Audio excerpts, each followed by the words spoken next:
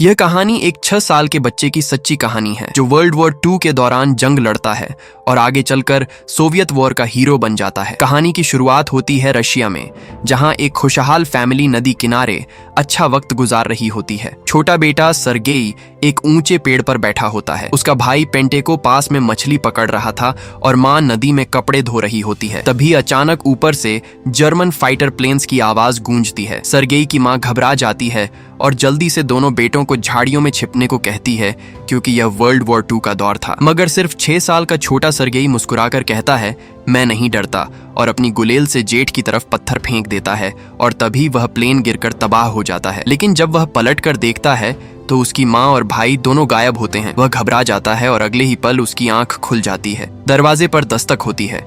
वह सोचता है शायद माँ लौट आई होंगी। वह दौड़कर दरवाजा खोलता है, पर सामने पड़ोस की आंटी खड़ी होती हैं, बेहद घबराई हुई। वह खुदा का शुक्र अदा करती हैं कि सर्गेई जिंदा है और फिर टूटे लफ्जों में कहती हैं, तुम्हारी माँ और भाई अब नहीं रहे। छोटा बच्चा कुछ समझ ही नहीं पाता। वह जिद करता है कि वह घर में ही रहेगा, माँ के लौटने का इंतजार करेगा। औरत रोते हुए कहती है, जर्मन्स ने हमला कर दिया है, भाग जाओ। वह उसके कपड़े पैक करने लगती है, मगर तभी कुछ जर्मन सोल्जर्स घर के करीब पहुंच जाते हैं। आंटी सर्गेई को खिड़की से भागने को कहती है, लेकिन खुद गोली लगने से वहीं गिर जाती है। सर्गेई वहां से जंगल की तरफ भाग जाता है। अपने घर को जलता हुआ देखकर उसका दिल टूट जाता है। वह जंगल में बार बार माँ को पुकारता है। रात उसी जंगल में गुजार देता है। अगले दिन जब वह नदी किनारे पानी पी रहा होता है, उसे कुछ सोल्जर्स की आवाज सुनाई देती है। वह डर कर झाड़ियों के पीछे छिप जाता है। वहां जर्मन सोल्जर्स बैठकर खाना खाने लगते हैं। तभी सर्गेई के पास एक सांप आ जाता है। वह डर तो जाता है, मगर अपने मुंह से एक आवाज भी नहीं निकालता, क्योंकि अगर जर्मन सोल्जर्स ने उसे देख लिया तो वह उसे भी मार देंगे। कुछ देर बाद सोल्जर्स वहां से चले जाते हैं। भूखा सर्गेई उनके बचे हुए खाने को देखने आता है, मगर वहां कुछ नहीं मिलता। वो फिर जंगल की तरफ चल देता है, थका डरा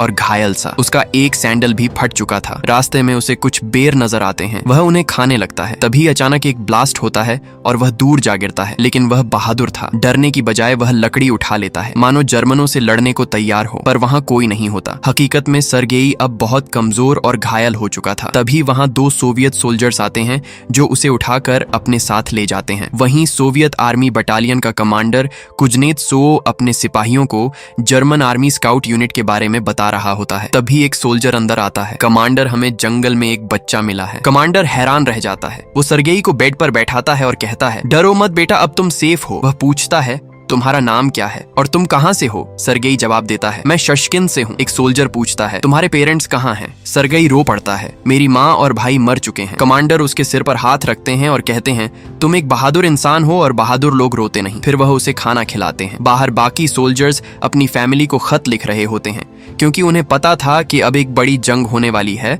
और तभी अलार्म बजता है, जर्मन आर्मी ने अटैक कर दिया है। यहीं से सोवियत और जर्मन के बीच असली लड़ाई शुरू होती है। सर्गेई जख्मी था, इसलिए उसका बेस कैंप में बाकी सोल्जर्स के साथ इलाज किया जा रहा था। नर्स मुस्कुराते हुए कहती हैं, अगर तुम अपने जख्मों की सफाई करवाओगे तो मैं तुम्हें पॉपकॉर्न दूंगी। सर्गेई बोलता है, मुझे पॉपकॉर्न पसंद नहीं, मुझे आर्मी टैंक पसंद है। कात्या हंसते हुए जवाब देती है, ठीक है, मैं तुम्हें सब कुछ दूंगी, लेकिन पहले तुम्हें पूरी तरह से ठीक होना होगा। अगले दिन कमांडर सर्गेई से मिलने आते हैं। सर्गेई उनसे कहता है, जब मैं बड़ा हो जाऊंगा मैं भी एक सोल्जर बनूंगा। कमांडर मुस्कुराकर बोलते हैं, तुम वाकई काफी बहादुर हो। सर्गेई पूछता है, क्या आपके पास मेडल और पिस्टल भी है? कमांडर उसे अपना मेडल और गन दिखाकर कहते हैं, यह पिस्टल जनरल ने मुझे दी थी, क्योंकि मैंने बहादुरी से जंग लड़ी और अपने देश को जीत दिलाई। सर्गेई उत्सुक होकर पूछता है, क्या आपके पास प्लेन भी है? कमांडर हल्के से मुस्कुराकर जवाब देते हैं, नहीं। सर्गेई उनके हाथ पर एक प्लेन की ड्राइंग बना देता है। कमांडर बाहर चले जाते हैं, जहां कात्या उनसे सर्गेई के बारे में बातें करने लगती है। सर्गेई बहुत होशियार बच्चा है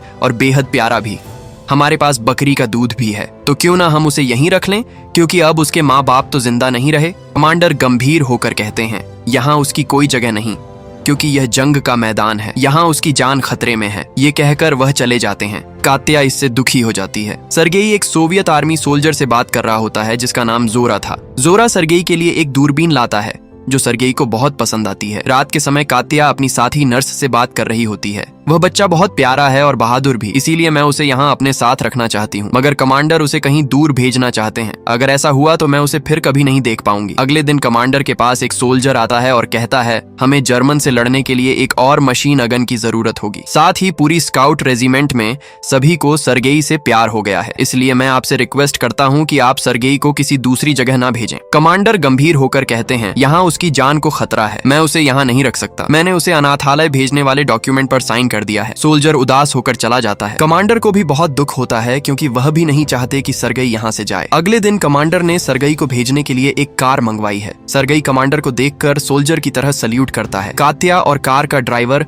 सरगई और कमांडर को अकेला छोड़ देते हैं। कमांडर सरगई के लिए लकड़ी से बनी गन लाते हैं। सरगई खुश होकर कमांडर को गले लगा लेता है और रोकर कहता है, मुझे यहाँ से नहीं जाना, वो मुझे मार डालेंगे। मैं आप लोगों के साथ ही रहना चाहता हूँ। कमांडर भी इमोशनल हो जाते हैं। वह सरगई से पूछते हैं, क्या तुम मेरे बेटे बनोगे? सरगई खुशी से सहमति देता है। कमांडर ऑर्फनेज का डॉक्यूमेंट फाड़ देते हैं। रात में सभी सोल्जर सरगई के लिए आर्मी ड्रेस तैयार कर रहे हैं। सोल्जर्स अपने अपने तरीके से बताते हैं कि सरगई की ड्रेस को कहां कहां से काटना होगा। कमांडर सरगई के पास आते हैं, उसे नींद से उठाते हैं और कहते हैं, एक सोल्जर कभी भी ज्यादा नहीं सोता। एक सोल्जर को जलती हुई माचिस खत्म होने से पहले रेडी होना होता है। सरगई सोल्जर की ड्रेस पहनकर तैयार हो जाता है। खुशी से बाहर आते ही सभी सोल्जर्स उसे देखकर सल्यूट करते हैं, मगर तभी वहां जर्मन प्लेन्स आ जाते हैं और उन पर अटैक कर देते हैं। बहुत से सोल्जर्स घायल हो जाते हैं। सरगई सभी से कमांडर और आंटी कात्या के बारे में पूछता है, मगर किसी से कुछ खास जवाब नहीं मिलता। आखिरकार वह एक डॉक्टर के पास जाता है और पूछता है, क्या आपने आंटी कात्या और कमांडर को देखा है? वे जिंदा है ना? डॉक्टर ठंडी आवाज में बताता है, जंग में किसे और क्या हुआ इसके बारे में पूछा नहीं जाता। एक सोल्जर के लिए जंग का मकसद सिर्फ यही होता है, अपने देश को जीत दिलाना। हमारे बहुत से सोल्जर जख्मी हैं, तुम उनकी देखभाल करो। सरगई बिना देरी के सभी घायल सोल्जरों को पानी पिलाने लगता है। एक सैनिक सरगई को एक लेटर देता है। वो लेटर उसी सोल्जर के लिए उसकी फैमिली ने भेजा था। सरगई लेटर पढ़कर सुनाता है, घर पर सब कुछ ठीक है, आपकी गाय भी स्वस्थ है और बहुत सारा दूध दे रही है। हम यह जंग जीतेंगे। सोल्जर के चेहरे पर हल्की मुस्कान आ जाती है। अगले सीन में आंटी कात्या दिखाई देती है। वह सरगई को सुला रही होती है। इसी बीच कमांडर वहां पहुंचते हैं। कमांडर कात्या से मोहब्बत करते हैं और शायद अपनी दिल की बात कहने ही वाले होते हैं। तभी सरगई नींद से उठ जाता है। कमांडर को देखकर बहुत खुश होता है और गले लग जाता है। कमांडर सरगई को घुमाने ले जाते हैं। रास्ते में सरगई पूछता है, मैं अपनी ड्रेस के लिए किसको थैंक्स बोलूं? कमांडर उसे टेलर के टेंट की तरफ ले जाते हैं, पर वह टेंट जर्मन प्लेन्स के अटैक में नष्ट हो चुका होता है। यह देखकर सरगई बहुत दुखी होता है। कमांडर उसे धीरे से कहते हैं, जंग में ऐसे छोटे छोटे शुक्रिया कहने का भी टाइम नहीं मिलता। अगले दिन कमांडर अपने साथियों के साथ फ्यूचर के प्लानिंग कर रहे होते हैं कि आगे क्या करना है। सरगई वहां आ जाता है और पूछता है, मेरे लिए आज क्या मिशन है जिसे मुझे पूरा करना है? कमांडर बताते हैं, थोड़ी देर में एक गाड़ी आएगी जिसमें सोल्जर्स के लिए लेटर होंगे। तुम्हें लेटर कलेक्ट करके सब सोल्जर्स तक पहुंचाने हैं। सरगई लेटर लेकर निकल पड़ता है और एक एक कर सोल्जर्स को देता है, पर सरगई थोड़ा शरारती है। वह लेटर के बदले सोल्जर्स से डांस करवा देता है। सोल्जर्स को हंसी आ जाती है और वे खुशी खुशी नाचने लगते हैं। अगले दिन सरगई आसपास के इलाकों की जांच कर रहा होता है। अपनी दूरबीन से चारों ओर नजर रख रहा होता है। तभी घास में एक छिपे हुए सोल्जर का पैर दिख जाता है। सरगई तुरंत आर्मी रेजिमेंट के पास जाकर बताता है। सोल्जर सबको वहां ले जाकर वहीं जगह दिखाते हैं। सोवियत सोल्जर्स बड़ी चालाकी से उन जर्मन जासूसों को पकड़ लेते हैं जो उन पर नजर गड़ाए बैठे थे। सभी सरगई के इस काम से बहुत खुश होते हैं। कमांडर सरगई को बताते हैं, हमें सरकार से अनुमति मिल गई है, तुम आज से मेरे बेटे हो। सरगई बहुत खुश होता है। कमांडर उस खुशी को आंटी कात्या को बताने उसके पास ले जाते हैं। कात्या नदी के किनारे बैठी होती है। तभी एक सोल्जर आता है और कात्या को फूलों का गुलदस्ता देता है। जंग के बाद मैं तुम्हारे लिए और भी अच्छे फूल लाऊंगा